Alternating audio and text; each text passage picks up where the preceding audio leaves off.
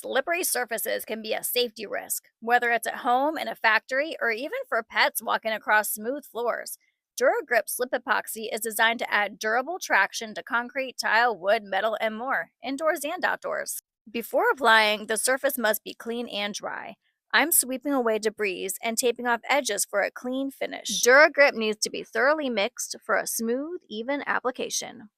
For the first coat, apply thin, even layers using a roller. Work in one direction to ensure consistent coverage. The textured formula builds traction while maintaining a professional finish. After 2 to 4 hours, the first coat is dry enough for a second application.